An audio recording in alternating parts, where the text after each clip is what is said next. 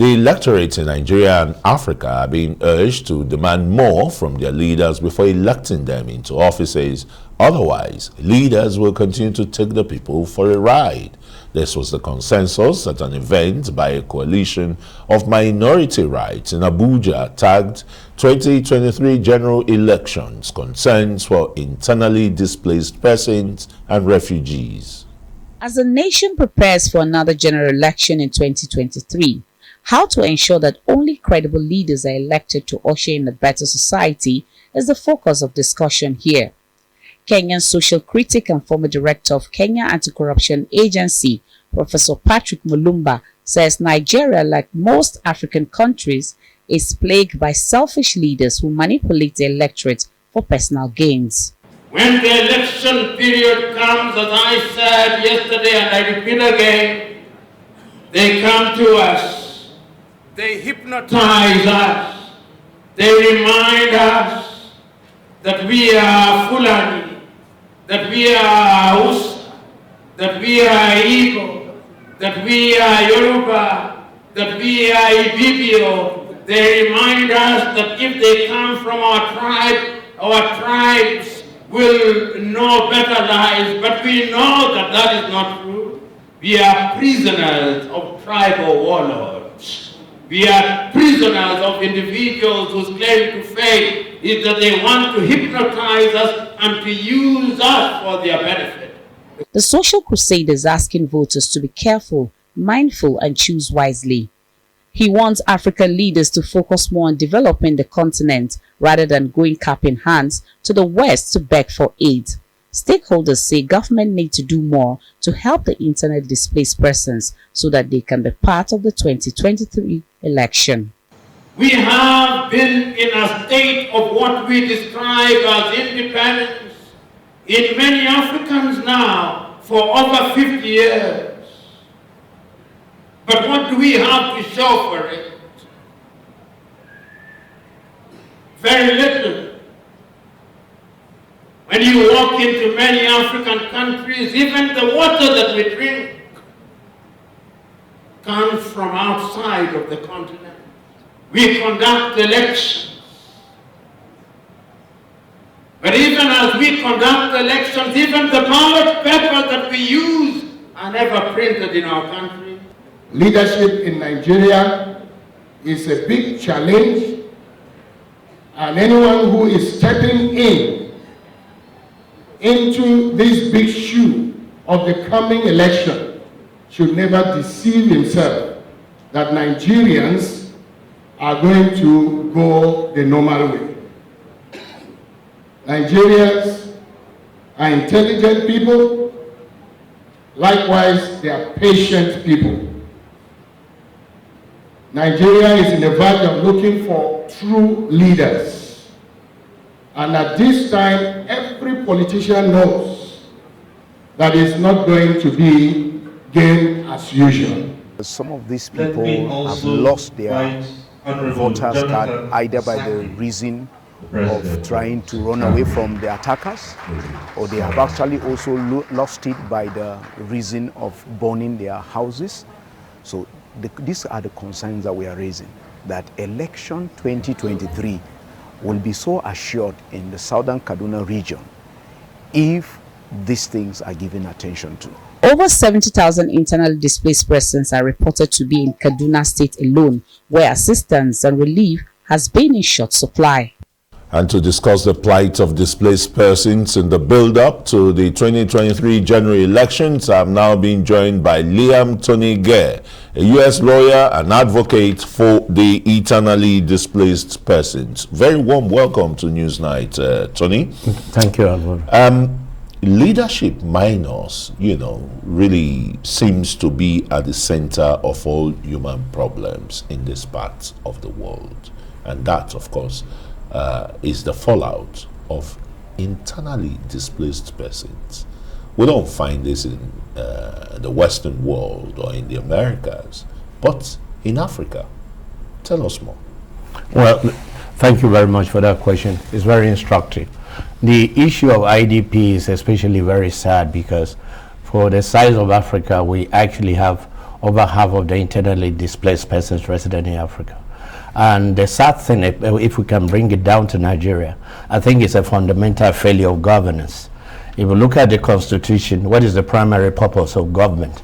The primary purpose of government is to secure lives and the welfare of the people.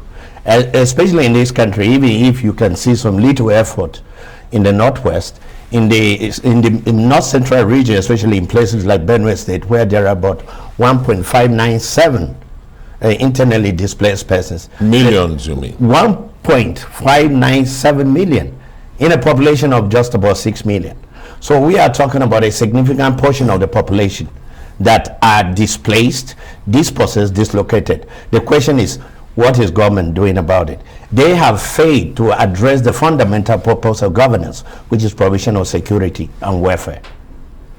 So which means there is this hopelessness and helplessness from the people, making them to be prisoners, or I would want to ask rather, are we then prisoners to our own development and humanity? I wouldn't say we are prisoners to our own development. There has been change, and this change, as far as I'm concerned, sometimes is very important to change either the parties or leaders in power, because when there's a fundamental failure, you cannot continue going the same route, because at the end of the day, if you keep on repeating the same thing, like you and I know, is a form of madness. So when you found a situation where a lot of people within voting age are disenfranchised, which is actually one of the fundamental requirements of the Kampala Convention of 2009 regarding internally displaced persons, they are supposed to retain and have the right to vote. The question I usually ask this administration is, where is the biometrics registration? Where is the PVC registration? Are we actually attaining the art of governance for people who are in the IDP camps? I think many of them have been forgotten, not because they do not want to participate in governance and change the way governance affects them, but there is somehow a deliberate inertia or complete nonfeasance of addressing their issues.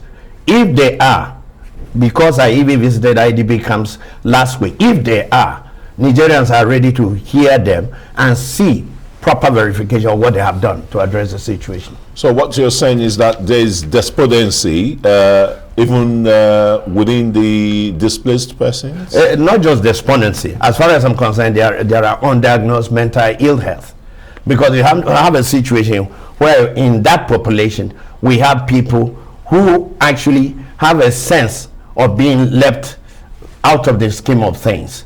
If you see the nature of vulnerability these people have, you have women, you have disabled people, you have children, school-age children, like in the Benue population I'm talking about, over 250,000 persons of school age are out of school, or in temporary transit camps where the curriculum is either inadequate or these children are not going to school. I always ask the government, what are you doing about it? And the primary duty of people like IDP, especially since the federal government has a ministry of humanitarian affairs and disaster management and social development, a very long name with very little evidence of reaching the vulnerable and the victims. The question is, what are they doing to them? If you go to the camps, apart from reading a whole lot of data, if you go there on the ground, even from their last joint rapid assessment, the impact of whatever government claims to do is not felt by these populations. Is it because government is really not doing anything or not doing enough? As far as I'm concerned, from what I've seen, and I've worked in this area for some time, I've also collected a lot of resource materials on this issue. From what I see, it is a question of politicizing the issue of IDPs. Talk is cheap, but whatever policy or relief is supposed to go to the victims doesn't get to them. And many times, all the cries and yearnings of the disabled, of the displaced are not heard. They are politicizing it. Whatever assistance comes depends on even which party you are. And that's the plight of people in the North Central. even with the governor of the states, whose people, you know, that's a sizable number of its population displaced, would still play politics with the plight of the people? And when you come to the issue of protection, assistance, and resettlement, the fundamental obligations are supposed to be this bogus ministry we are talking about. As far as I'm concerned, governance comes in various forms. When you come to talk about activism or advocacy for the rights, nobody beats Governor Otom. But when you talk about things that the federal government... Well, how about the practical things in the states? Within the limits, within the limits of a state with very narrow IDP, as far as I'm concerned, they are doing the best they can. Think about it. The federal government promised 10 billion since 2018. If they have given the money, we want to know who they gave the money to. We want to know the impact of this. They should do a needs assessment. And as far as I know, from what I know from the ground, I challenge the federal government to show what role they have to alleviate their situations. They want to be resettled back to their ancestral homes. They want to go back to their places of primary residence. They want to participate in the politics of this country. There's nothing. Governor Otom has done his bit within the limited circumstances of Benue's resources. All right, thank you very much. I wish time will allow us for, you know, more interrogation of the situation. Liam Tony Gay is a lawyer of international repute. Thanks for coming. Thank you very much.